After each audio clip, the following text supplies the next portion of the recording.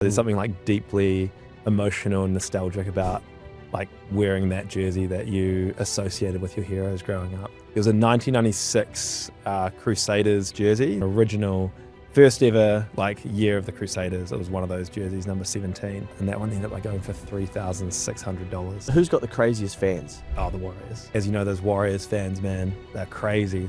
So when they drop a new jersey, which is fairly frequently, you know, we might get 150 or 200 orders that one day. What was that feeling like quitting your job and knowing, okay, in some ways, you know, you do have to make this work? I didn't know what the end goal was when I started. So I was like, I'm going to make 1 or 2 videos every day for the next year. Wow. And if we flop, I'll go back to being a territory sales manager. And I don't mind that. I couldn't have imagined that it would ever be a full-time job or that I'd be on the field at the NRL Grand Final or whatever.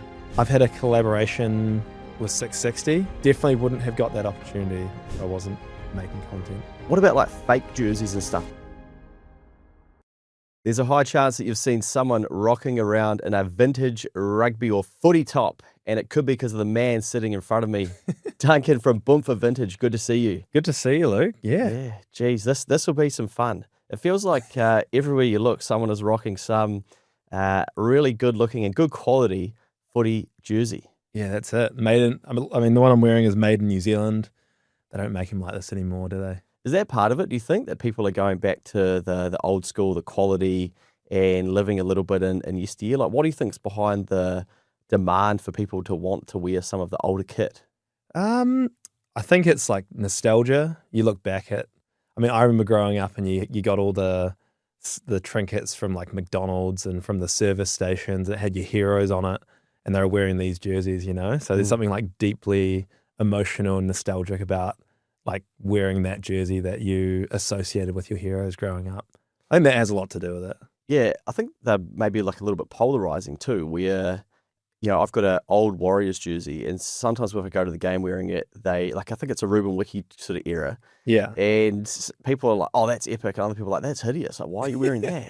And, Which one is it? The grey one with the black like stripe through there. Oh, yeah. I was supposed to bring it in, but... yeah, mid-2000s that would be. Yeah. Yeah, I mean, there have been some shocking jerseys in the past, but sometimes that kind of drives the value up because they wouldn't have made many of them if they were really bad and they didn't sell. And then now you look back and you're like, oh, well, I want that like horrific Warriors jersey from... Like the one in 2000 is a good example. It's a Puma jersey. It's got these crazy like blue designs on the front with a big Vodafone on the front. Now that's like one of the most sought after jerseys by Warriors fans. Really? Because it's rare? Yeah. Yeah, because it's rare and just striking. Like you can just remember it from your childhood. So yeah. Maybe I think it triggers something for us of being able to remember that time, like you say, or that nostalgia. Yeah. Yes. What's the most somebody's paid for a jersey? So once you get into like the match worn stuff, that's when the value really goes up. Because obviously, you know your supply and demand, Luke. There's only one of them. Like if it's a jersey that was worn by a player in a game. So there was a 1996 Crusaders jersey that someone approached me, a follower, and was like, hey, I've got this jersey. I don't really know what it's worth. Could you help me sell it? And I was like, well, I could auction it off for you and I'll just take like a commission and sell it. And that one ended up going for $3,600. So it was an original first ever like year of the Crusaders. It was one of those jerseys, number 17. Wow. Yeah. All right. So you then just go out to your audience that will come back to building up and start telling them that you've got this jersey. And find a buyer. Basically, it was like an auction. I think we did like a 3-day comment auction. So people were just kind of sharing it around because if you're a Crusaders collector, like not many people have a match for 96. So they were just sharing it around and hey, the person who wanted it the most got it. So that's the beauty of an auction, isn't it? Do people get in touch with you and say, hey, I want a Mana with 2 turbos, Aaron Cruden, he had the dyed blonde hairish, Cruden's corner we're cranking. Yes. They want something specific like that? I get messages almost every day, like asking for the rarest jerseys ever. And it's like, look, I'd love to help, but I get one in every 2 years. Like, because I can, All Black Steinlager jerseys, I can get them in reasonably often like this one. But yeah, people be like, oh, can I get a 1995 Warriors away jersey? And I'd be like, I would love to help you, but yeah, I might see one of those a year. Yeah. So I get a lot of requests and I really should make some AI tool to like keep them all separate so that it pings out an email when I get one in. But we'll get there. Little improvements.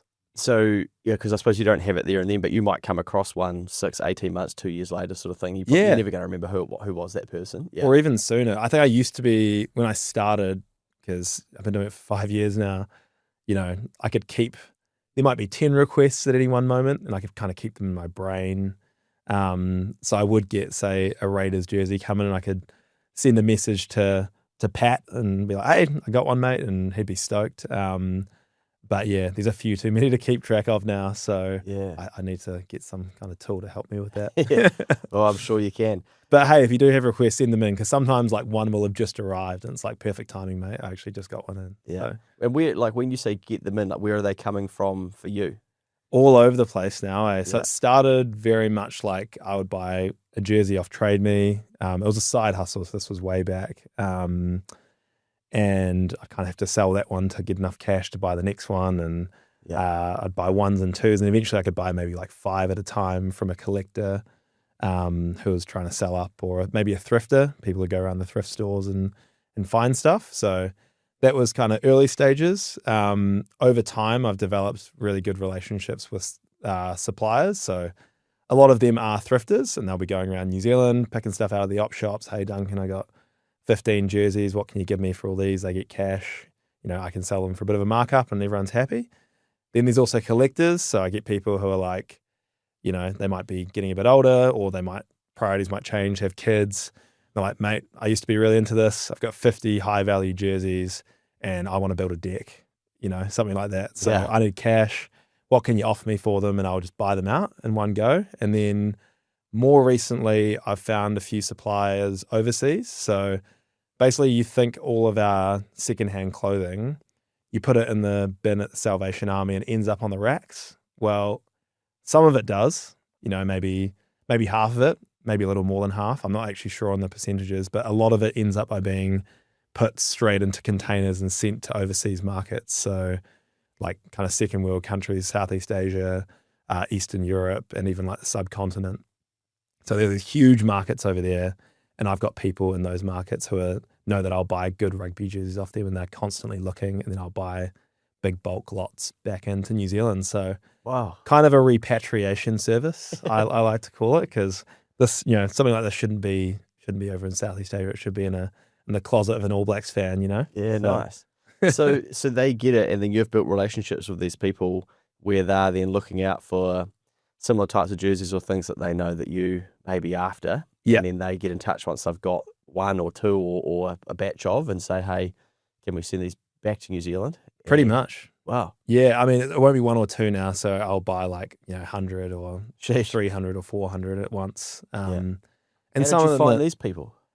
A lot of them found me. Okay. Through content. So I guess you're always preaching content. When you put yourself out there, stuff comes back. And yeah, like at first a little bit skeptical, obviously, like it's not a comfortable or a common transaction. So I might buy like a small lot and test it out, see how their service was, see if they were responsive, and generally, like I don't think I've really been ripped off too much. Too much, yeah. Like I can remember like 4, examples of when goods didn't show up or someone took the money and ran, but very few, considering I've been doing it for 5 years and probably, thousands of transactions now. So, far out. Yeah. So that's in a nutshell where I get them from. Well, maybe let's go right back to the start and step through a little bit of the journey, so it's not just the nutshell. So how does all this kick off? So I was living in Christchurch at the time. I was working in corporate sales, selling like capital machinery it was like Tegel and Heller's, like big packaging machines. And it was good. Like I enjoyed it. I'd go around the South Island and talk to these big companies. And they'd be like, oh, we've got a new product coming out. We need to package it. So we need a machine. And I'd go back to the technical team and would figure out what one would be best for them. And it was great fun. I really enjoyed it, but there was something that some itch that wasn't quite being scratched. And I'd go home and I think I was listening to your podcast as well. My bad. And I was thinking like, what could my little side hustle be here? So I actually started out selling pit vipers. Who? Do you know pit vipers, like the crazy, like flashy sunglasses? Gotcha. Like those American style ones. Yeah. They were kind of taking off in the festivals at the time.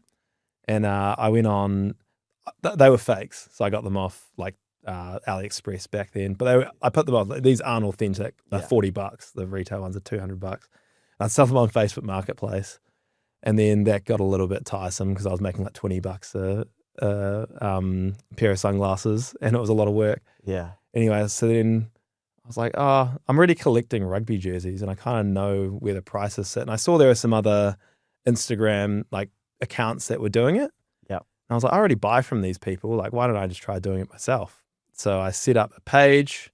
I had an initial stock of like 10 jerseys that were like super cool jerseys. They were your collection, or they were things that you went and brought? They were things that I went and bought to Gotcha. get ready to launch this new brand, which I hadn't thought about the name of or anything. And I got stuck on like the name. Yeah. So eventually my now wife, Liv, was like, what's the first thing that popped into your mind? Because you've been sitting on these jerseys for like 2 months and you're not starting. Like you just need to start. So I was like, oh, Justin Marshall was in commentary at the time, and he had this like commentary phase. It's like Boomfa, like whenever there's a big hit. So I was like, Boomfa Vintage. He's like, just run with it. Like launch it tomorrow. You can always change the name later.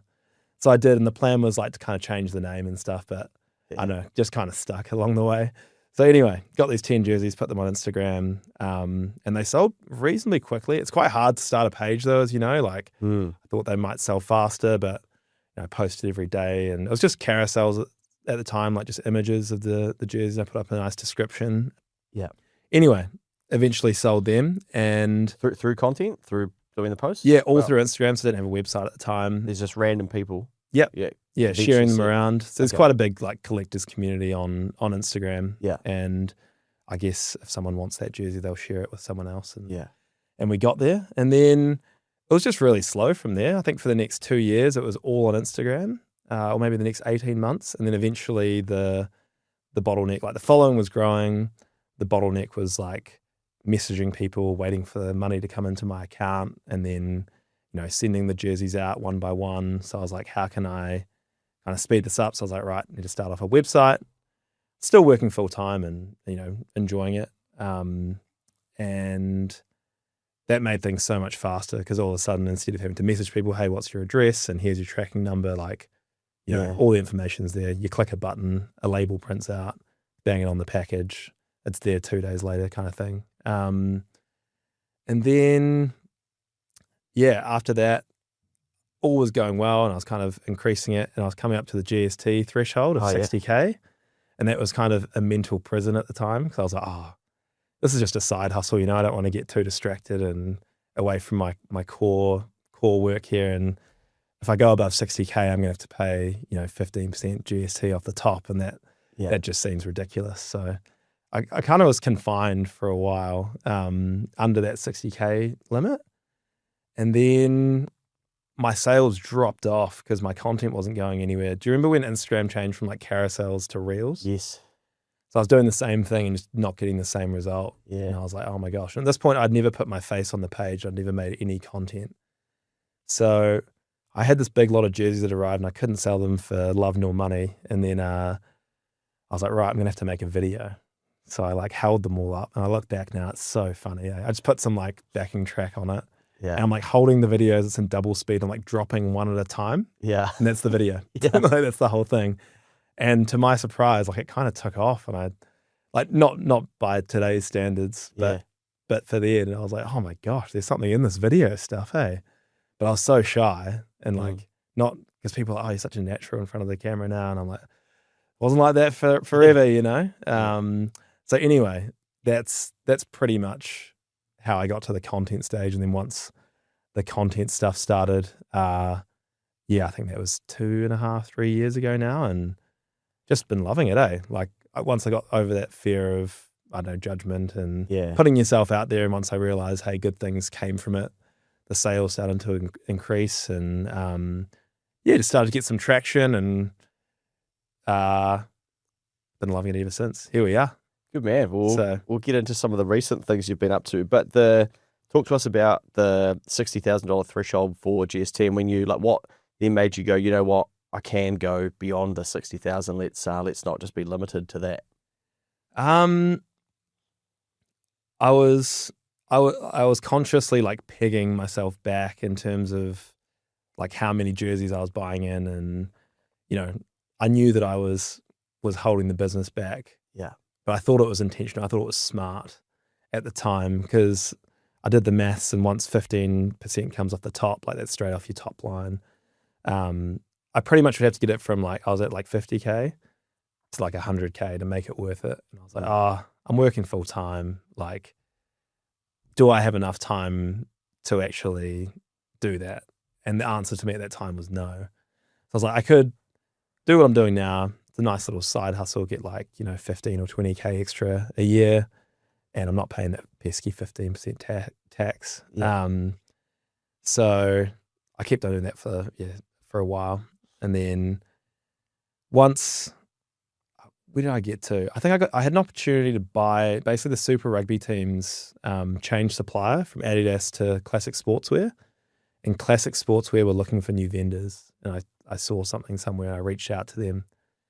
So I had an opportunity to go from like vintage to new. But in doing that, I would have to break the threshold, right? So it was this was 2022, early 2020. Oh, no, early 2023. Wasn't that long ago.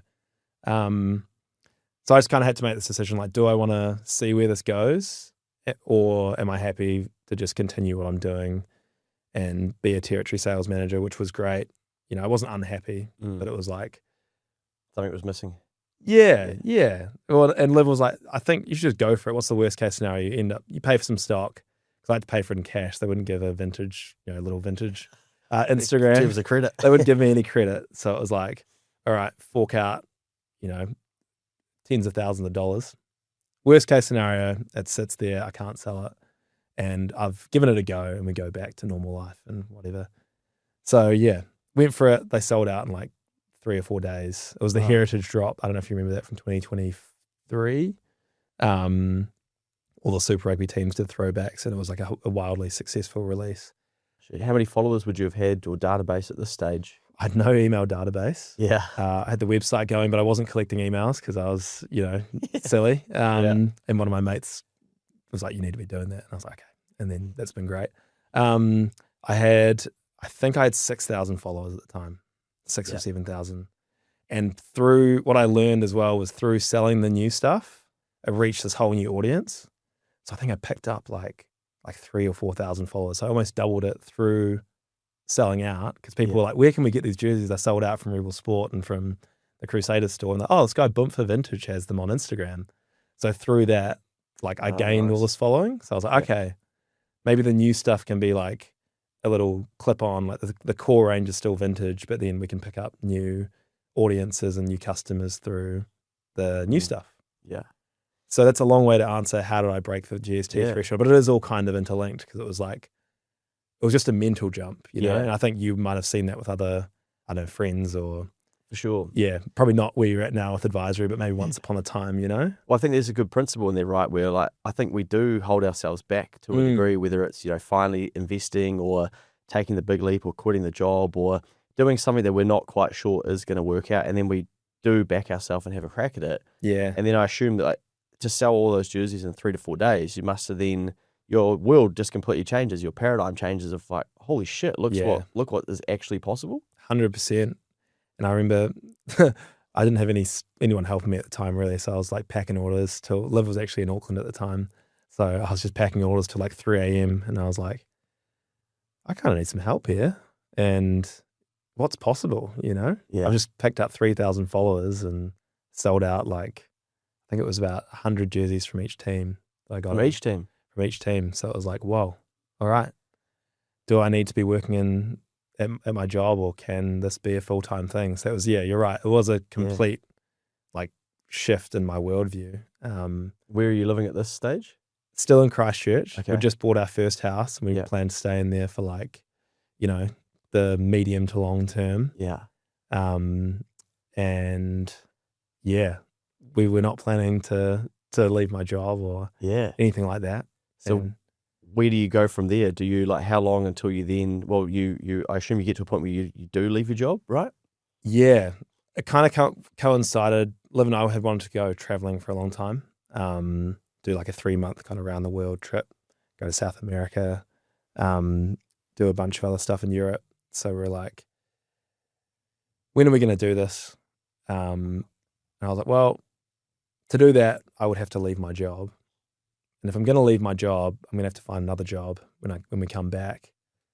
And that's just the perfect time to give it a crack, you know?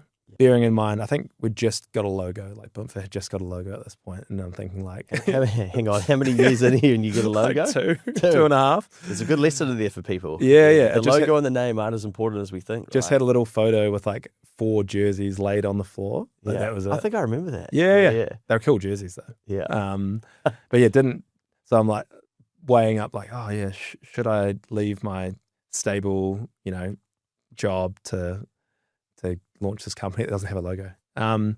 Anyway, we did it. We went traveling, refreshed, came back to New Zealand after 3.5 months away. Liv had also picked up a job opportunity in Auckland that she wanted to take, so we were in a new city. It was like a good time to give it a crack, you know. And that's when it was like, I've been doing content, but I could, you know what it's like. It's like people are like, oh, you just chuck a video up, but it takes a while. Yeah. So I could maybe do 1 video a week, 2 videos a week. That was kind of my maximum output when I was working. So I was like, if I could sell that much when I was working, how much could I do if this is my job, you know? So I'm going to make 1 or 2 videos every day for the next year. Wow. And if we flop, I'll go back to being a territory sales manager, and I don't mind that. So, you know, not so bad. And if it works, who knows? And so that was the start of 2025. So that was January 2025. We moved to Auckland. We moved in December, but got settled in Jan. And crazy what can happen when you post a video online every day for a year. Yeah. So. Too many of us signed up to a KiwiSaver plan without much thought. And signing up is great, but if you've never got advice before, you could be missing out. Your KiwiSaver account could become one of your biggest assets over your lifetime. That's why getting expert advice early and ensuring you're in the right fund is so worthwhile. Generate have a team of KiwiSaver advisors available to help. Head to generatekiwisaver.co.nz/change to book a no obligation meeting. They can even come to you. A copy of the product disclosure statement is available at generatekiwisaver.co.nz. The issuer of the scheme is Generate Investment Management Limited, and of course, past performance does not guarantee future returns. What was that feeling like quitting your job and knowing, okay, in some ways, you know, you do have to make this work? I think it's quite easy when we do look back and think, okay, it has worked out well. And I think people can probably see that from the outside who've been following your journey, but you must have been shitting yourself to a degree of like, okay, you've got a good stable job that you're good at, I'd imagine. Yeah. And then, okay, this thing is working, but now it's really got to work. Yeah. Or you know, like you say, you do go back, but we normally want to make these things work when we do make these big decisions, right? Yeah. It was almost a triple whammy of feelings. I was relieved on some level because I knew that this was something that I was excited to get out of bed every morning when I was doing it, you know? And when I got home from work and I had to make, you know, I was exhausted because I worked a full day and like fairly hectic hours as well. Like we sold a lot of stuff internationally, so it'd be late night calls and whatever. But, you know, when I got back 6 o'clock from the gym, I couldn't wait to make the video content. So, you know, like there was something there. I think it's, if you're passionate about something, it makes everything so much easier. So on that level, I was relieved. I felt like guilty, and I don't know if that's, I think it's, maybe it's a New Zealand thing, maybe it's across the world, but you know, like I really liked my colleagues. There's nothing wrong with the company that I left, you know, and there's something, you feel like you're letting people down, and most people there were really supportive. Some people are like, what the heck are you doing? But most people are like, oh, good on you, mate. Like, we might see you back in a few years' time, but I hope it goes well, you know? But yeah, at some level, I felt like a little guilty for leaving, and like good friends there still who I have to this day. But once you leave, you realize, oh, they're going to be fine without you. You know, world goes on, they hire someone else, and you know, they take your job on that journey. But there was that feeling. And then, it's like, oh crap, we've got a mortgage now because we just bought our first house. We've just been traveling for a few months, which kind of drained the cash reserves a little bit. We've just moved to a new city because Liv found a new job up here at the spin-off. She was really stoked. It was like a bit of a dream role for her. So yeah, she took that up, but it was just kind of like, right, we'll make it work. And I think maybe for the listeners of Keep the Change, I've been listening to it for a while, and I had built up both of us had built up like a good amount of savings and a good amount of investments. So I think we'd kind of drained the savings at this point. So we're pretty cash poor. Yeah. But we knew that if it all went to, crap, we could draw on those investments if we really needed it. So that was really comforting. Like going in, I had a backstop, and it was one that I'd worked for and I'd saved for, and through doing this other job for, I think I've been working for probably 7 or 8 years at that point and putting a bit aside every week. But that gave me the ability to confidently go into it. So it was like worst case scenario, build up a bit of debt, and I got to pull myself out of it. But I know that backstop's there. So it's really powerful, and you speak about it all the time, Yeah. It's like a mental, it's a strength. It's like a piece of armor that you've got. Yeah, I still do it myself now, you know, where I'll enter new ventures or do different things, and I'll go, okay, worst case scenario is, and then also, okay, if it doesn't go how I think it is, can I access more funds, or can I bankroll this? Is it, going to be as disastrous as maybe the brain may say? Like, probably not, Yeah. And I think it just allows you to move at a different level of confidence, I think. Yeah, for sure. Yeah. And I guess the business that I set up as well, it was never one that you took out huge amounts of debt. Like I had like a credit card that I'd put some stock on to sell in the next month, but I was never, it's not like a highly capital intensive business, which was really good. You can just grow like really slowly, and slowly your stock levels increase as you can afford to buy more stuff. And So to paint a picture for the listener, at 2025, so Jan 2025, you're back, you're like, right, you've quit your job, you're going, you're back in New Zealand, you're now in Auckland, you're in a new city, and it's basically, right, let's send it from here. What are you doing in terms of units that you're selling? You've got the website set up, like what does Instagram look like, email database say, like what sort of, what's the databases and picture look like at that stage? So the office looked like a spare bedroom. I had, those racks that you can get from like Bunnings. Yeah. I didn't get them from Bunnings. I got them from Facebook Marketplace, but I had those like... Someone had got them from Bunnings. Yeah, basically like garage shelves. Yeah. Someone had at some point, yeah.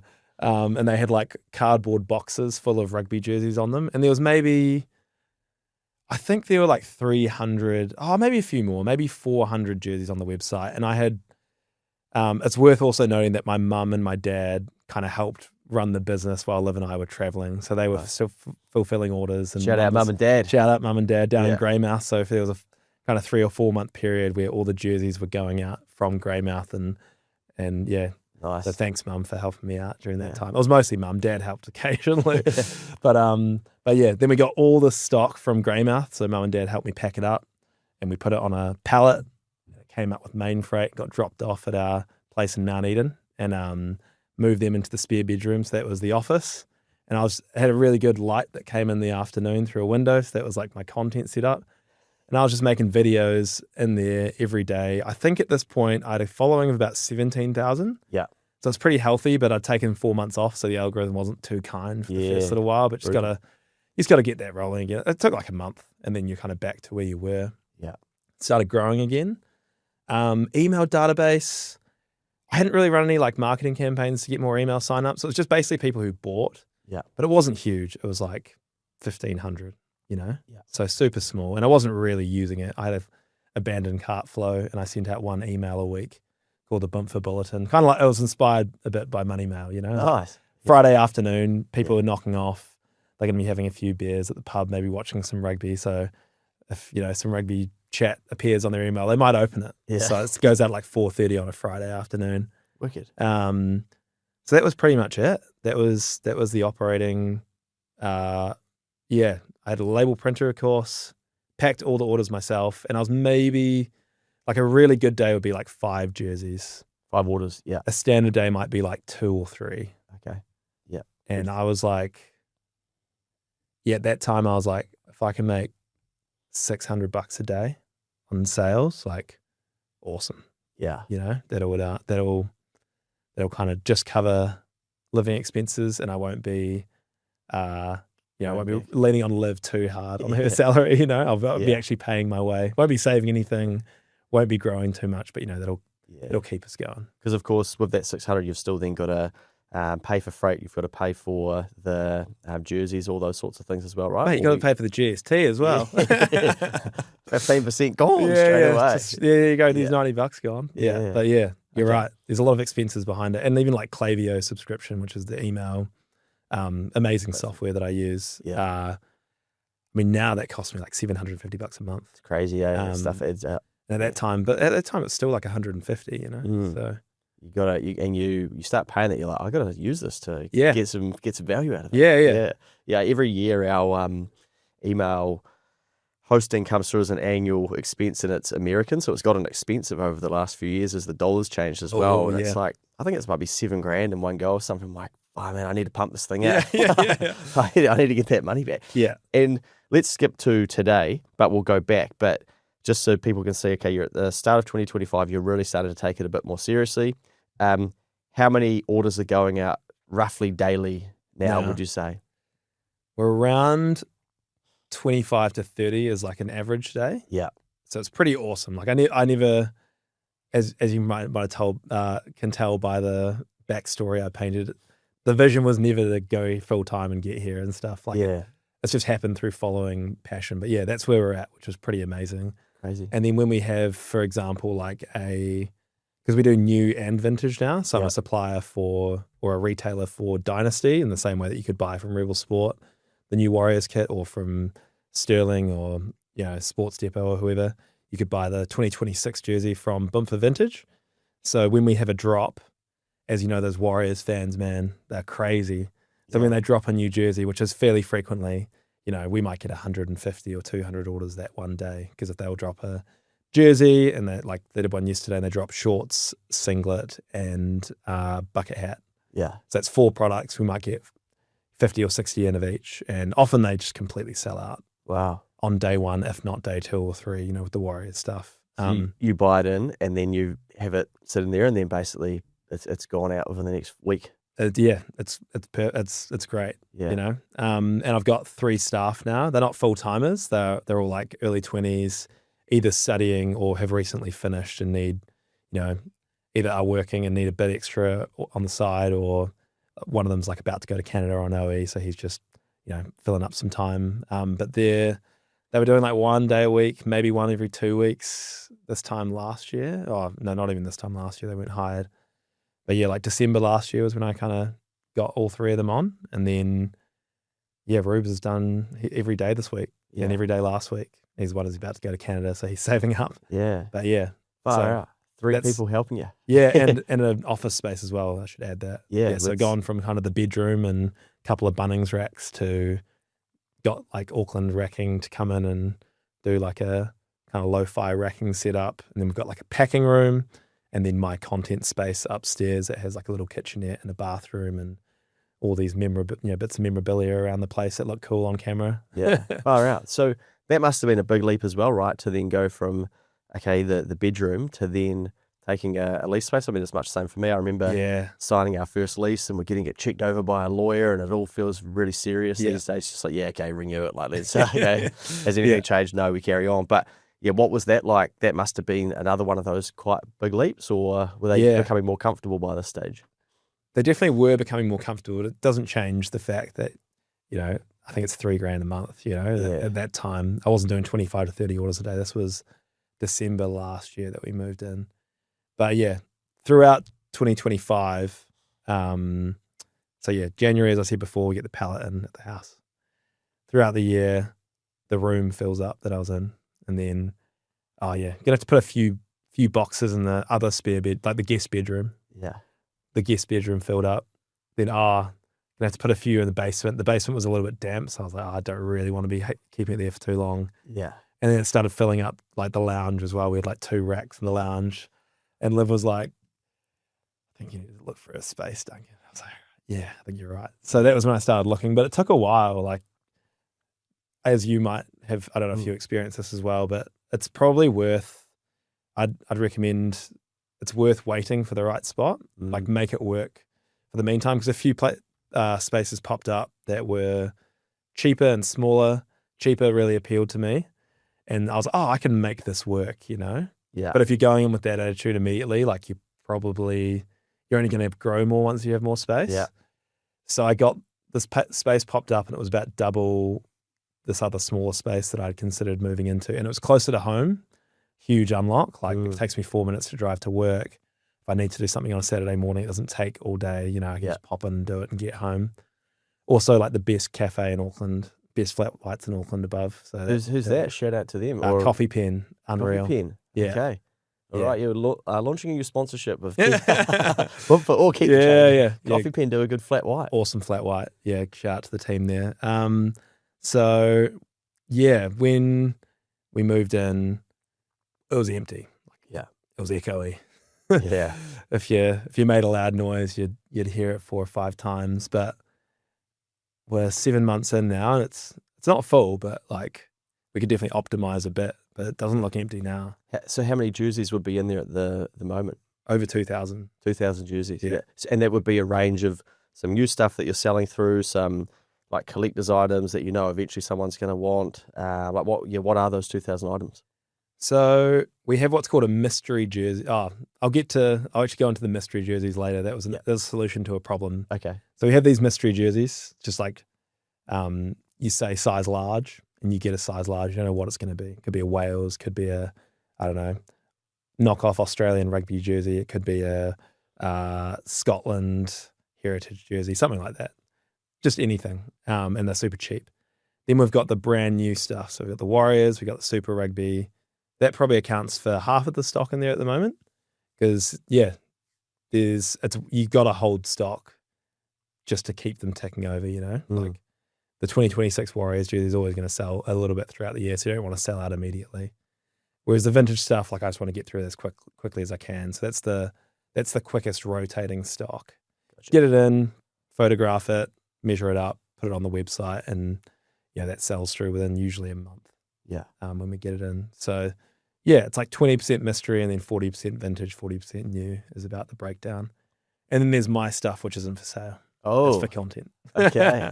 Nice. We'll dig into what might be in that collection. Yeah. All right, let's take a few steps back then and get into the content, just because some people may be scared to put themselves out there. Obviously, sounds like you probably went through a little bit of that transition of do you want to be showing your face and then really leaning into it. But what's some of the good things that have come out of posting regularly as some examples to help people see it's easier to connect the dots when we look back to actually putting ourselves out there? What are the good things? I mean, there haven't been many negatives, to be honest. Yeah. Like you get a few negatives at the start, of course. You get a few, oh, who's this guy? You know, who does he think he is selling vintage rugby jerseys? Or that's a rip-off, or, these negative comments that come through. And sometimes they hurt, especially when you start off and you're getting them for the first time. The positives, like, oh my gosh, I enjoy it. So I guess that's a big thing. Like some people do not want to be in front of the camera. And there are ways of making content that don't involve you, but once I got into it, once I got over that fear of putting myself out there, like I actually really enjoyed it. So I get a lot of, I find it fun. Yeah, I find it fun to piece together a video and be creative in that way. I've had a collaboration with 660. So they saw my content and they were like, hey man, we've got this big gig opening Te Kaha in Christchurch, the new stadium. Do you want to do it? Like we all love rugby. Do you want to design a jersey and we'll sell it at the gig? Yeah. So Crazy. if I didn't post content, that wouldn't have happened, So that was an amazing experience. I've listened to 660 since I was at high school, And they gave me that opportunity. Definitely wouldn't have happened if I wasn't posting on the internet. I think I saw you on the ground at the NRL Yeah. So Grand Final. I started doing like a bit of fan content and kind of going to games, picking up a mic.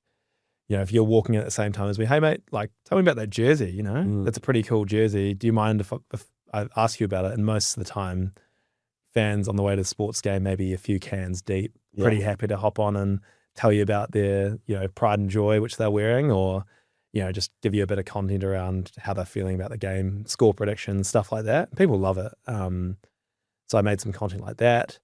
And then I eventually went down to like, I think, who were the teams that invited me down initially? Moana Pacifica invited me down to like an open training session and preseason match. And I got a chance to interview a few players.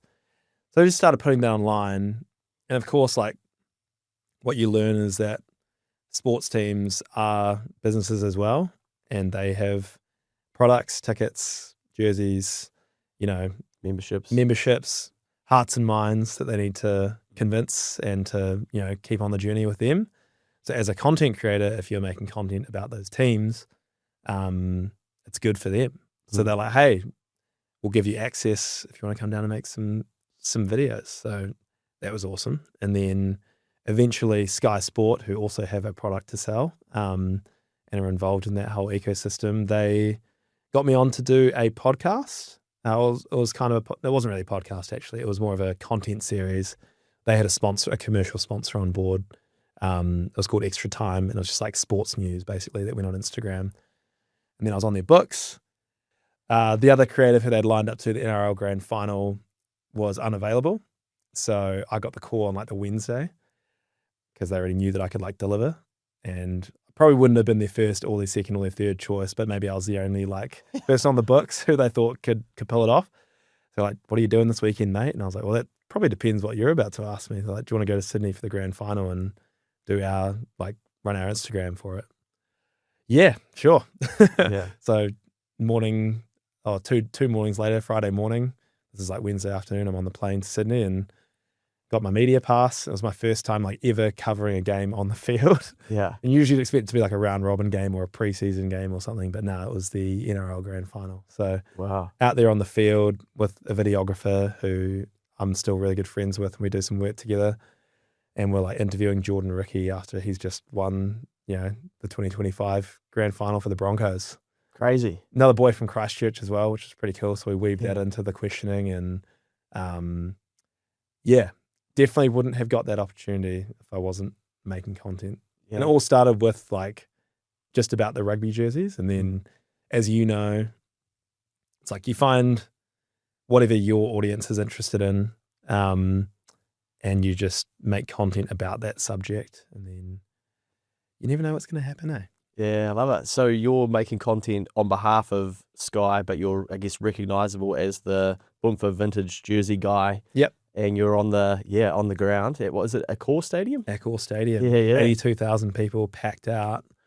Like me and the videographer are like looking around like, oh my gosh, how did we end up here? And we'd done the Warriors. We're in the New South Wales Cup, like the reserve grade final. Yeah. So we watched them win that as well, and the NRLW. The Broncos won that as well. So Gail Broughton had an awesome interview with her. I remember watching that. Yeah. She's awesome, man. She's like just got so much passion and enthusiasm, eh? Yeah. All right. It's the world's really changed in that content space, right? Where the creator has such a role to play rather than the rigid, hey, tell us, how did you find the game? People don't care about it anymore, but it's like media's almost catching up to the fact that the content that people do want has changed and who they want to see it come from. Yeah. And the cool thing was like, because all the people who had followed me, it was cross-posted with the Boomfa Vintage account. So these people had been on a journey with me. Yeah. And it is like a journey.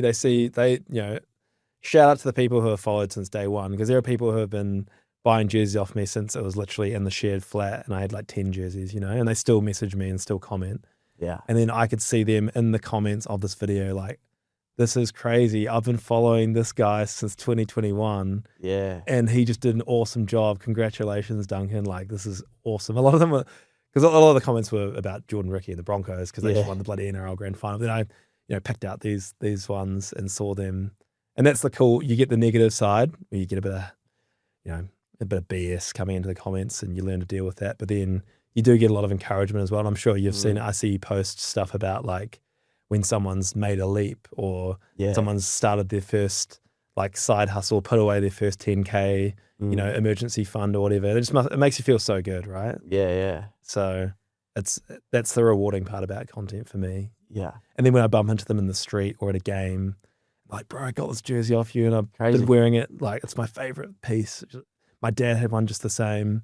You get people with like very emotional stories as well. Like, I was talking to one person who buried their dad in, it wasn't a jersey that they bought off Boomfa, but in a vintage rugby jersey. And he wanted one because he buried his dad in that one and needed to replace it. Wow. Stuff like that. It's like you never thought that stuff would happen by making a few videos on Instagram, but follow your passion and who knows where it'll go to, eh? I think, a lot of people misconceive that a side hustle is just always about, making more money. That's what all you're talking about is like making more money through a side hustle or doing something extra. But it's actually like the lives you can change, the outcomes you can create, and filling your own cup and doing things for people who, if you didn't do your side hustle, like they wouldn't have the opportunity to buy the jersey or to have their windows clean so that they can go and do something else or whatever it is. Yeah. And don't get me wrong, I think when I started, I definitely wanted to have a bit more cash in the bank. Yeah. Because, it's tough. Cost of living's always going up, as you say. Inflation's always eating away at your income. So that was a primary goal. It wasn't the only goal. And I think if money's your only goal, like you're going to burn out at some point. Yeah. You've got to have something else. And whether that's providing a really good service, like those young fellas who are cleaning windows that you talked about, it must feel really good for them when the person's like stoked. Yeah. And, as you say, you might not change their life, but you make it a little bit better. And I definitely got that feedback when I'd send out a jersey to someone that you get a message back like, bro, I'm so stoked with this. I've been looking for it for years and I've got it now. How have you dealt with continuing to create the content? Because, to go daily, I suppose you see it working and then you think, right, this is the right thing to do. I need to stick with it. But does it get draining? At times it does. And it's probably more to do with like other things that are going on in your life. And when you're not feeling so good, whether that's like, I don't know, stress, or whether that's just other circumstances, or if you're really busy and you just don't have much in the tank, it is difficult to go and make content. But you've got to get in front of the camera and you've got to it's not perform. I think best content's when you're not performing, you're being yourself. Yeah. But just sometimes like being cheery and bringing a smile and stuff can be tough. But when you just get in the discipline, it's worth it, eh? It's worth it. It's worth, content pays off. Yeah. I guess it's, I don't know where I was going with that, but that consistency works, and that's part of the important piece of it as well, right? It's like a blessing and a curse where that if you just stop, then the algorithm does get impacted, or it gets harder to get back into the rhythm. But also I think, the danger of creating content is you can have content that performs really well, and so then you start comparing yourself to that, and then you put heaps of effort into content and it doesn't perform well, and then sometimes you put low effort in and it performs even better. And I think you start to learn just to showing up and being consistent is probably actually the important piece. Definitely. Yeah. And I read something a while back from another creator who I really respect, and it was like, who are you making the content for? Is it for you? Because usually if it's for you, if you're trying to like, I don't know, do something that promotes yourself, it doesn't perform that well. Yeah. Because in reality, like social media is about making something that hits for the audience and that adds value for them. So if you start thinking, like flipping it around, so even when you're feeling a bit bad, if you're like, oh, how can I add a bit of value to someone else's day? And in my space, that looks like telling a story about a jersey and explaining the design, or explaining the significance of that jersey and adding a bit of knowledge to someone who's really passionate about this team, something they didn't know. Yeah. That's value, Yeah. If someone's mad about the Warriors and they didn't know, I don't know what's a good example, that the Telstra Premiership embroidery above the NRL logo means that it's a 2001, not a 2002 or a 2000, then that's value, They're like, I learned something today. I think I'm just trying to picture my one. I think mine is, the logo's above the wording. Is that what you're saying? That'll be like 2003 onwards then. Okay. All right. I'll have 2002 onwards. Yeah. Yeah. I'll have to send you a Send me a photo. photo. Yeah. We'll work it out. Most Kiwi don't have a financial plan, they have a she'll be right mate attitude. Amy from Leverage is helping KTC listeners change that. If you're needing direction, clarity, or wondering what your next financial move should be, then book a call with Amy or download her free DIY financial plan to freedom. To do that, visit financialplan.co.nz. And what's coming up later this year, I believe that you may be getting in a big bird and Oh, yeah. flying halfway across the world. Not for the first time this year as well. But yeah, heading across to South Africa for rugby's greatest rivalry. So I booked my flights on Saturday. So it's been in the works for a while, and I've just been waiting for a few pieces to fall into place. Again, through content that's allowed me to do this. I'm contracting out to a few different accounts to help them out with their content offering while they're over there. So some of it will be for my page and some of it will be for theirs. And I imagine a lot of it will be cross-posted, so we'll be helping each other out, which is great. But of course, the All Blacks playing South Africa, it's this elongated tour format that we haven't seen since the 90s. We've got midweek games against like the Stormers and the Bulls and all these provincial teams. So it's going to be unreal. And I was actually born in South Africa, so No way. my cousin's going to be there. Most people have left, as any South African listeners will know. Like everyone kind of goes to other pastures if they can a lot of the time. But yeah, I've still got a bit of family there, so it's a bit of a homecoming for me as well. Wow, that's pretty cool. Yeah. Yeah. How long are you there for, sorry? I am over for 3 weeks, and then I'm going to the Baltimore test in the US as well. Oh, geez. Yeah, my in-laws are just down the road in Washington, D.C., so Yeah. we'll go and see them and, head up to the Baltimore test. So, Liv heading over? Yes, yeah. Yeah. She's not going to South Africa, but she'll be going to the Awesome. US. Yeah. Yeah. Pretty, and that, I mean, that's a story in itself that the All Blacks playing South Africa in the USA. Like, Yeah. what a spectacle, eh? And I think it's sold really well. Yeah. Yeah, like straight away, right? I don't think it's completely sold out, but it's Yeah. almost there. It's almost wow. there, which is, and I think that's a 70,000 seater or 65,000 seater or something. Sheesh. Yeah, where the Yeah. Baltimore Ravens play. Yeah. Wow. Anyone who watched the FIFA World Cup like you will know how crazy those American like arenas are. Eh? Yeah. Yeah, it's insane. They just seem to keep building them as well. Yeah. I was watching a doco the other day about they're building one in Buffalo or something. And Yeah. the roof can start melting the snow. I'm like, Yeah. man, why can't we build one of these? Like, well, let's just build a bloody waterfront stadium. We just need to a like 90XR popular, 80XR That would help. population, then we're good to go. yeah, borrow some more money, go into some more debt, and just build it and Yeah. figure it out later. How do you think the All Blacks are going to go over there in South Africa? Any hot takes on that? Ooh, I think winning the series will be, I think even the heartiest All Blacks fan like myself would struggle to see us like whitewashing the South Africans, you know? I think we will win at least one test. And I think best case scenario we'll win 2. Okay. My prediction will be 3-1 to the Box. But 2-1 box.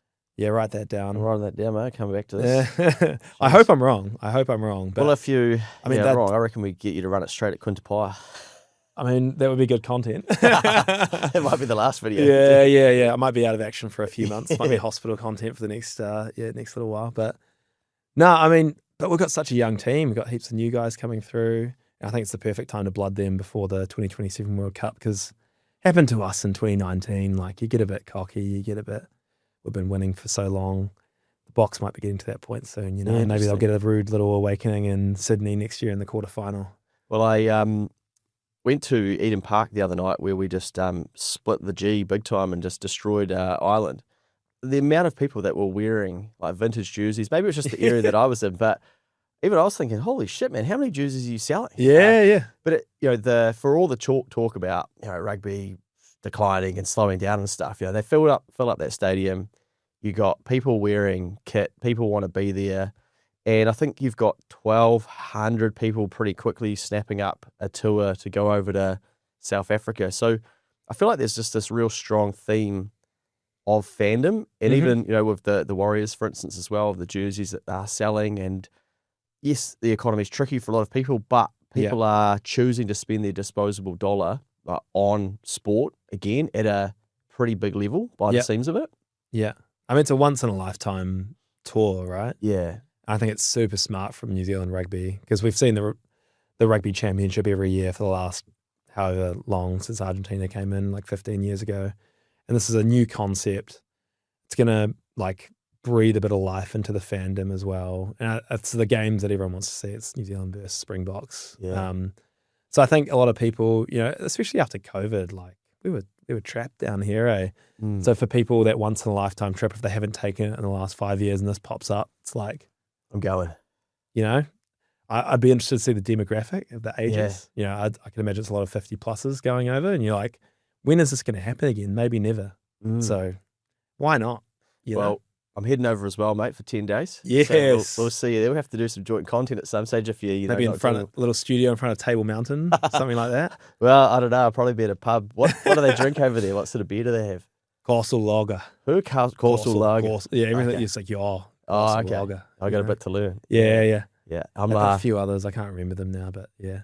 Yeah, It's not bad. I'll be having a few of those. But yeah, going on the tour, which is bloody exciting. I have gone in like very blind, just paid and got the flights all sorted. And people are sort of asking me where you're going, and I'm kind of deliberately just keeping my head down. Just along for the ride. Yeah. Mate, there's something very freeing about that. Oh mate, it's the best. Yeah, I have like low expectations. I did the same thing for the World Cup. Sort of like, I'll probably end up working a couple of hours a day and watch the New Zealand games, and I was just into it by the end of it. I think I was having withdrawals when I got back. I'm like, I want to watch some football and have a beer. Yeah, exactly. So I'm looking forward to that. Hey, a few things to finish up. Let's go for it. What about like fake jerseys and stuff? Is that a big issue? Because when I was in the States, I saw there was an article about counterfeited jerseys for the Football World Cup and then being caught at the border and all this sort of stuff. Massive issue. Yeah, talk to us about that. So what do you see, and what do people need to keep an eye out for? So with vintage, there were way less fakes made back in the 90s. There were some, but it's kind of obvious. Like I've seen a Steinlager. It's just nowhere near. It's a knockoff Steinlager jersey. The All Blacks one like this, but it's all black. And the Steinlager embroidery was like, it just wasn't the right font. Yeah. The tag wasn't the right tag. It's quite clear that it was a fake. So that's when you're back in the 90s. So that's going back into the 90s. There was a popular jersey and someone's making fake versions of it and selling it. Yeah. But and they're still floating around. Yeah. But back then, probably the technology of duplication was not good. Manufacturing capacity was probably still pretty expensive back then to make stuff. Whereas now, you can go online, keep the change on a quarter zip polo, a quarter zip fleece, and you can have it delivered in like 2 weeks. Exactly. Yeah. Exactly. Like, how easy it is to make stuff. So people just, as soon as the jersey gets released, there's probably some, we'll say some lowlife out there who's, I'll make a bit of cash off this and, send it over China. But I guess there is also the other side of the coin where they're bloody expensive. And so, I do understand why some people want to buy them off Temu. So anyway. Oh, okay. So people can just buy them online. No, sheesh. Yeah, but most collectors would want. You wouldn't be a collector if you getting the fake one. Yeah. Look at my fake jersey.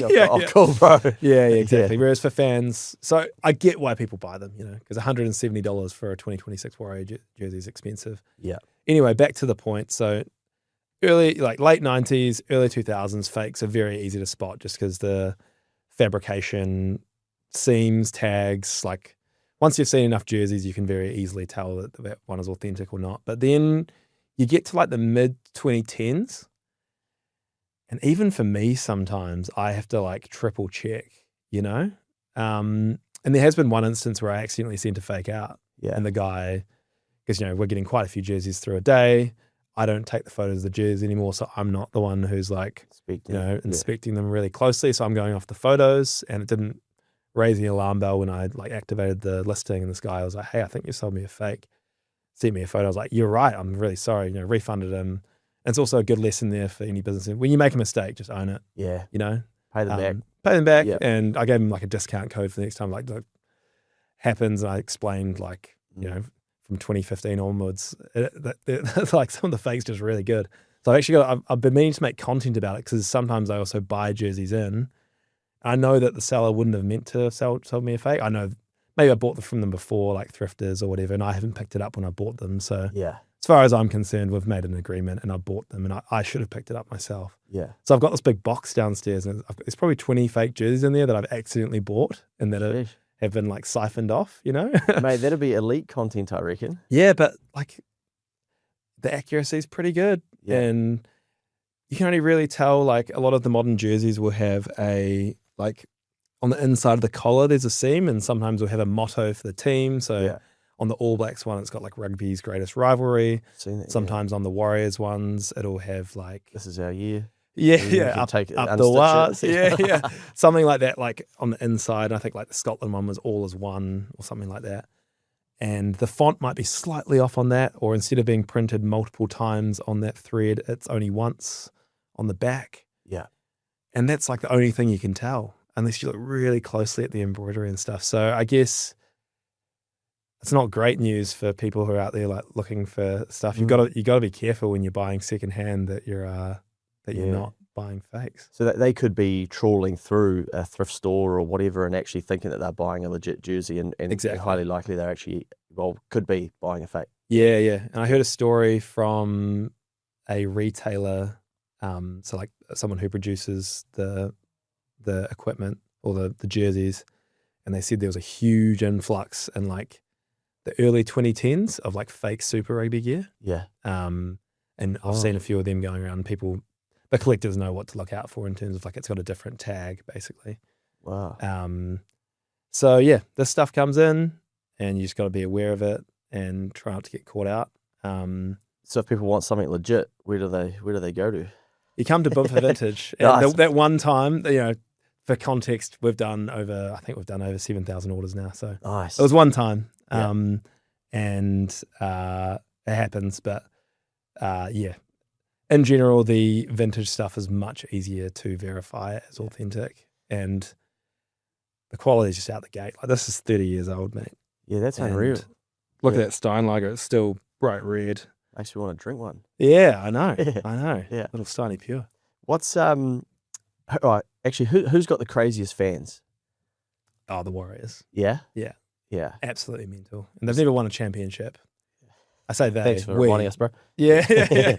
Yeah. Like, I'm a Warriors fan through and through. I grew up in Greymouse, so Greymouse, like, Arty rugby league. league country, West Coast coal mining stuff, so I played league all growing up. But yeah, the Warriors fans, man, unreal. And it's support, like every time they do a jersey drop, it's just reinforced. Like, they just get behind their team.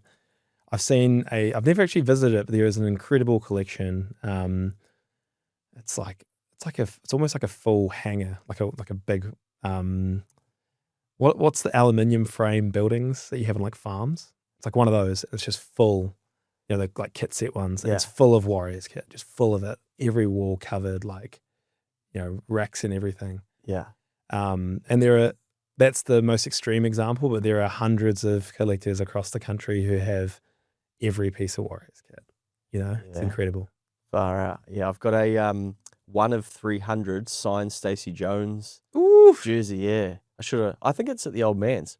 Flick me a photo. Yeah, I should get you to price it up for me, mate. Yeah, absolutely. I think did he retire and then come back or something? I can't He went over to the UK for a bit and came back. I also had, when he did his last speech at Mount Smart, I was there and he was drinking a Lion Red before doing it, and then I got the bottle out of the bin.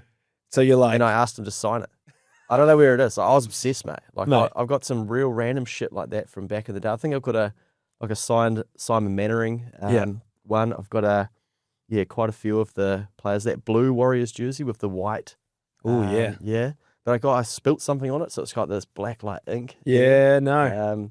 I actually, you know what I used to do? Yeah. In the flat, because we couldn't afford to frame them, right? It's like, who's doing that? We just pin them to the wall. Yeah. So I've got all these pinholes in them. I get so many jerseys that come through like that. Yeah. And even like poorly done framing jobs, they'll have holes in the shoulders because people will staple them instead of using like, sticky, adhesive. Yeah, so I think when I went to the Warriors Grand Final, I went in like full Kevin Locke kit. yes, So I boy. went like white, white top, like it's an XS or a small. It's like it's very hard to get off.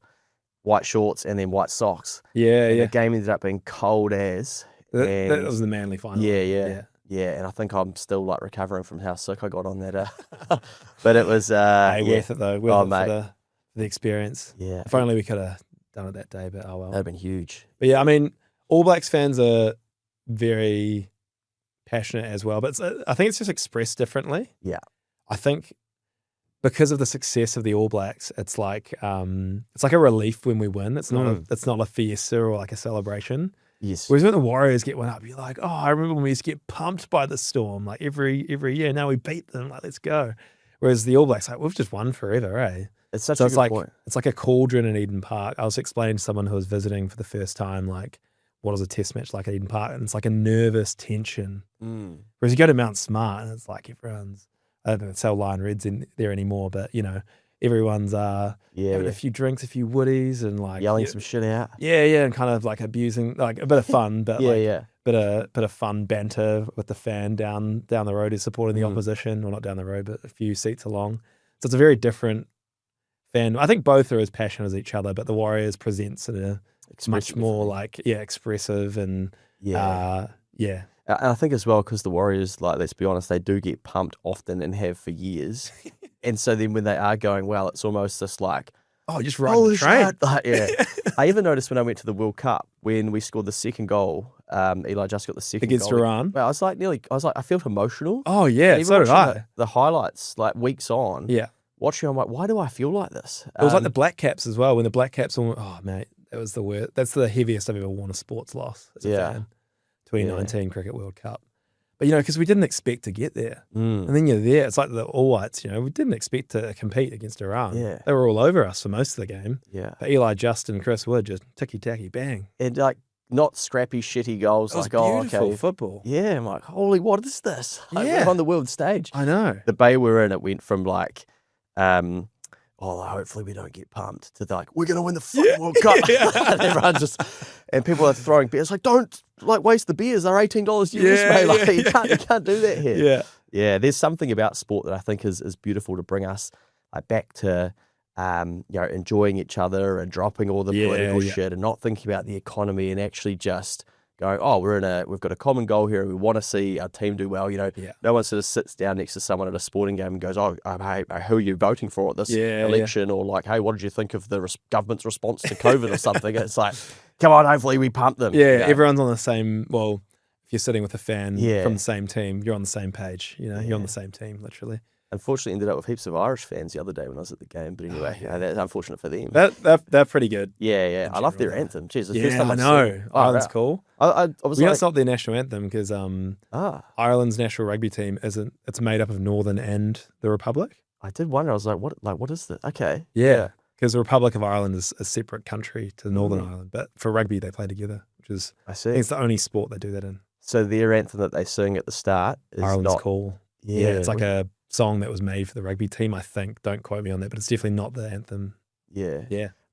Beautiful song though, eh? Wow. Yeah, my take after it, because the first time I'd ever seen it was like, thank fuck we have the haka. Yeah. Man, like our anthem next to that just seemed kind of like pretty dull. Yeah. At least the haka jacks you up a little bit. I know. Yeah. We lean on the haka a bit. That might not be very patriotic of me. Okay, so we've gone through the biggest spend. Talk to us quickly as well about these mystery jerseys. You mentioned before that it was a solution to a problem you didn't know existed or something like that. Good memory. So as I said, as I started getting into these like bigger lots of, instead of 10, 20 jerseys where I picked each one individually, I started buying bigger bulk from these like secondhand waste streams essentially of clothing. But with that comes a trade-off of like, you can't pick each one individually. You've got to kind of trust you're going to buy 200 units and you got to trust that some good stuff's going to come through, but also some bad stuff comes through. And at the time, I was listing everything individually on the website. So I was trusting that I could sell, let's say, 80 of them at a really good markup because they were valuable. And the 120, I was like, I don't know what I'm going to do with them. Yeah. So that's why my basement was filling up. I just put those ones down there. And I was like, how am I going to get rid of these? So I made a piece of content. I saw it on there's like a lot of football jersey sites who do the same thing and they sell mystery boxes. So like maybe that'll work. So I put it up. I think I had 100 at the time to get rid of. So it was just like medium, large, XL, 2XL, $30 each at the time, slightly crept up. Marketing costs and whatnot have increased. But and that I just want to get rid of them, So it wasn't actually a product. I didn't know people wanted them. Made one video. I think 90 sold in 2 days. Like people just loved it. Yeah. So now it's like an add to cart when you add something to when you buy the 2026 Warriors jersey. It's like, do you want a mystery jersey as well? And people love it. Yeah. I think they go on. They totally don't intend to buy a mystery jersey, but for $35 or $40, they're like, see what I get. And you guys just package one up and send it out to them. Yeah. Yeah. So people message and be like, that exceeded the expectations. Yeah. So that's random. All the time. Yeah. All the time. I think I saw in the UK there is a rugby, similar kind of brand, but all they do is vintage mystery jerseys. They don't do any listed stuff, which has advantages because you don't have to photograph them. Yeah. You just pretty much package them up as they come in. but then you kind of lose the collectors because I want to give people the jersey that I really want. That's what I'm passionate about. But anyway, they're selling them for like 40 quid. Yeah. It's like 90 New Zealand dollars, Yeah. 94. People- Boomfa's a 40. Yeah. But yeah, that was a solution to a problem. And now I actually order, like we're actually out of stock right now. Yeah. So I'm waiting for the next shipment to come in. Wow. And what's your favourite jersey that you've seen, or what comes to mind that you think, you've maybe seen it come through or seen it become available and you've gone like, okay, that's not going on the website for sale? Oh, there's probably one every 2 weeks that happens. Yeah. But my pride and joy, I'm from Greymouth. I grew up 5 minutes from the John Sturgeon Park, used to be called Rugby Park, where the West Coast Heartland team plays. And I actually played a season for West Coast Heartland in 2018. So, that's where my heart is. And I got a 2000. These never come up because it's such a small union, such a small province. So my pride and joy is my West Coast. It's like a 2000 jersey. It's got DB Draft on the front, made by Adidas. Yeah. That's love that one. And there's also the Crusaders, after the Pike River mine disaster, wore a West Coast inspired jumper in Nelson, actually. Yeah. The game was supposed to be in Christchurch. It was double whammy because in the earthquake happened in Christchurch. They couldn't play in Christchurch. The game was held in Nelson. And I have Corey Flynn's jersey that he wore in that game in a frame. No shit. So that's got the West Coast red and white hoops. All framed up and signed by him, which is pretty sweet. Well, I need a jersey for rugby's greatest rivalry, mate. I've actually been looking, Yeah? really hard to get We're all running those out of ones time. right now, but we'll get there. Okay. All right. Good man. What have you got pictured for me? I'm thinking one of these ones, but just the black. Yeah, nice. Black Stein. Because do you like Steinlager? Yeah, I have a couple. I can get you one without the Steinlager, just like black and with a fern, or with the Steinlager on the right chest. What would you prefer? I'm patient, mate. I'll just you guide me. I brought, I think, 3 jerseys the other day off of their website. I got a white one. T-shirt, one of them. Yeah, yep. This is one. Yeah, that's pretty cool. Yeah, then I got 3 more because I had a $200 voucher as part of the tour. I hadn't used it. I'd just been paying for so I've got a white one. I'll probably get that signed by Anton Leonard Brown. Oh yeah, yeah. Do you know Lenny? Well, yeah, bloody hell, he's a Keep the Change fan. Is he? Yeah. I went to high school with him. Did you? Yeah. One of the best All Blacks of all time. Yeah. Yeah. He's the man. Be good to see him over there. I'll get that signed and probably spill, what is it? Castle Rock on Castle Lager. Oh, Castle Lager. Oh, nearly on it. Okay, and finally, mate, what was the, when it went from sort of you to then needing team members as such, for people who are thinking about like growing a side hustle or like expanding it beyond just yourself, what was that transition like to shit? It's not just you anymore. You've then got bills to pay, wages to pay. Yeah. Was that again like another a mindset shift? It is. And initially you're thinking like cost.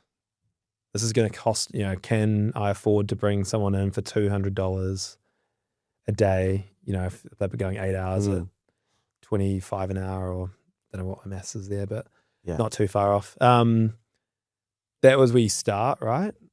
But then over time, you realize how much of your time it frees up when you bring people in. Yeah. And if you treat people well and pay them a good wage and, give them an opportunity. Give them an opportunity.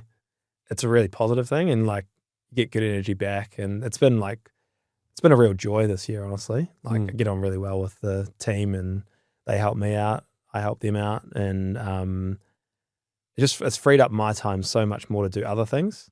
So, I used to feel a little bit bad, kind of like, I'm like getting rid of all of these jobs. Yeah. I should be in there helping them. But then you realize, they're actually loving it. Like they're out there having a good time. They're making some money. Yeah. One of them saving up to go on their OE. Awesome. And it's freed up my time to focus on content, which is something that only I can do. Editing, again, only I can do that. Making purchase decisions for the business, because that's actually where a lot of the money is usually made when I buy the stock in vintage, Yeah. If you can source the good stock at a good price, that's when you'll sell it eventually. The marketing, it's on autopilot now, but yeah. So that stuff only I can do. Whereas packing orders, I can teach someone else to do. So once I shifted that mindset, now I'm like, do you guys want more hours? Like, come on in, I'll find jobs for you to do, like, Yeah, awesome. So I'm at that stage now. But definitely the first few months, it was a bit iffy of like, I think only like 2 times payroll came up, and I was like, yeah, it's tight here. But always, like my motto when it comes to that kind of thing is you always pay the people first and small businesses first, and you can get a bit of leniency from the bigger companies. You just call them up. Yeah. I'll pay it. It's just going to be 2 weeks late. And usually, Nice. they're usually pretty understanding about that kind of thing. It probably throws you into, okay, I need to do more content or drive more sales. Definitely motivating. Yeah. But yeah, that was that transition phase when it was kind of like moving into the new space, higher fixed costs. Now I've got wages to pay as well. Yeah. So just kind of recalibrating. The sales hadn't quite caught up to the new fixed expenses. Yeah. But to answer your question, it's a mindset shift, and it's actually become one of the highlights of what I do now. It's like really, it's a fun part of it. And you're essentially buying your time back, and the more you can get other people to do, I don't know, you can be a bit less stressed. Yeah. And you're creating opportunity for someone else. I can sleep a bit more or. Yeah. Honestly. And there were 3-month stretches there where it was pretty unhealthy. Yeah. But we're through those now. So. I feel like Liv must deserve a shout out to keep pushing you along and probably pulling you back into line and making you take actions, whether it be going and getting the space or. She comes from an entrepreneurial family. Gotcha. My parents my mum's a teacher, formerly a speech therapist. My dad's a doctor. It's a very different track, but great values as well, and like how hard they work to get where they are and learn their craft. And Liv she's American, and her dad's got his own business. And so she's probably been taught different lessons to me growing up. So at those pivotal moments, like the story I told earlier about breaking the GST threshold and buying that new stock of the Super Rugby gear, she really encouraged me at that time when I was kind of not fully sold on whether to do it. She's like, worst case scenario, what happens, and what's the best case scenario? Like, let's just do it. She actually she's an author. She wrote a book about the fungi of Aotearoa, and she got like quite a good commission check. So she's kind of like, well, we can just use that. I could come in the week before. Wow. So it was good timing. Yeah, because as I said, didn't have credit at that time. So shout out to my now wife, Liv, for encouraging me along the journey. Can see why you married her, mate. Yeah. Good result. You gotta have a supporter in the household, otherwise it's pretty tough. So 100%. I've talked to so many people where they might not be on the same page with their partner or in their relationship, and it's such a hard conversation to have because you kind of like, well, it's just probably not gonna work out that well. Well, I don't know what you want me to tell you. Like, if I don't believe in you and believe in it, and you can't prove to them that it could go well, like, it's gonna suck. Yeah. And it's like it's one of the biggest driving factors for separations is like finances, right? Yeah. But mindset as well. We encourage each other, and she's on a bit of she's gone out of full-time employment now to do writing full-time. So awesome. We definitely bounce off each other, and it's cool having, I've had an experience where we've taken a bit of a gamble. I guess you could argue it's not a gamble at some level, but we took a risk and it's paid off, and I've had that, positive energy behind me, and now kind of get to repay the favor in some ways. Awesome. But she was also doing that in other ways before, but probably don't have enough time to get into that. But anyway, find someone who supports you and support them back, and that's the best investment you'll ever make, And what are some of the key things that you've taken from the Keep the Change content over the years? Like, are there any cool things that stand out, or is it a bit of like motivation, or what do you get from it? I think the biggest one was what I said before around having that like confidence to go out. Yeah. Because I had been putting a little bit aside every week. I had this emergency. The cash was pretty much gone through from traveling, but I had this investment behind me, and that gave me the ability to take that risk. And it made it not really a risk because, I wasn't going to sink if it didn't work out. Sorry. Yeah. So that's the biggest thing. It's like, it doesn't seem like you're getting too far when you're putting aside $50 a week. But over time, if you're 20 years old, 6 years of working, that's going to add up when you put it into an index fund, Yeah. It is just small actions. Yeah. And that can be the difference between you being able to take a leap at something that you're really passionate about and you can see it there. But if you hadn't been taking those small actions and, you know, setting yourself up, you might have to say no to that. Maybe you've got a family and that risk just isn't worth it for you. So that's probably the biggest learning and the biggest gift I've got from the podcast. So Nice. it's pretty awesome how many people you've influenced to take positive action. And there's the whole, like, the content, it kind of cracks me up when I'm not really feeling it tonight, but I've got to go and do a keynote speech, but onwards we go. And then, you know, because sometimes days are like that. So that's stuff that, like, in the day-to-day encourages me. But I think that example is the most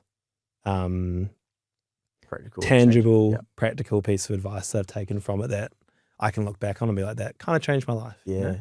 Yeah, I think underneath that, what I see is that people, you know, it's when you need resources to then have a crack at something, you've got them. So then the decision becomes easier. But often people save for something, whether it's buying a first home or retirement, and it's these big pillars. But when you say to someone, oh, just like save to give yourself options in the future. It's freedom, right? Yeah. And you're like, what does that even mean? But you don't actually know what it means until it comes. And you're like, I'm in this position to do this now because I did these things. But really society is almost saying to us, now, like, hand over all of your cash and spend it all and don't do that. That's why I think it is really important for, like, to Generating Sharesies, for instance, who are trying to educate and help people to then just have more options when the opportunity comes along. It gives you agency. And I think I was reflecting on the, like, journey that I'd been on. And I think some businesses start off with a vision, right? There's like Peter Beck and Rocket Lab. He knew exactly what he was doing from day one when he started that company. And it's probably, maybe it's going better, probably is going better than what he could have imagined when he started off. But, you know, there was an end goal there and he went towards it. I didn't know what the end goal was when I started. And I couldn't have imagined that it would ever be a full-time job or that I'd be on the field at the NRL Grand Final or whatever. But by taking a bet on yourself and by giving myself that agency with small actions, it allowed me to kind of just see where that went. Yeah. And hey, bit of a dream outcome. Like, you know, get to wake up and do what I enjoy. And that's the main thing for me.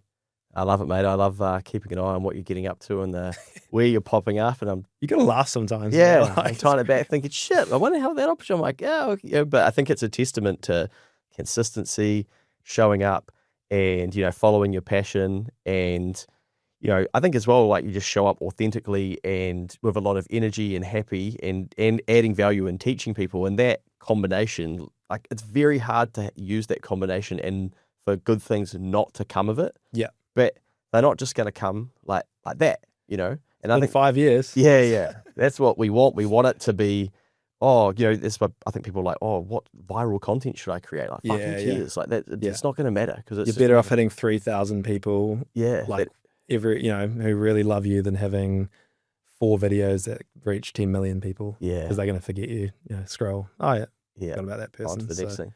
If people want to find you, mate, and this is the first time they've heard from you, or maybe they need a jersey, what's the best way for them to get in touch? So Boomfa Vintage on Instagram, Boomfa_vintage, BOOMFA.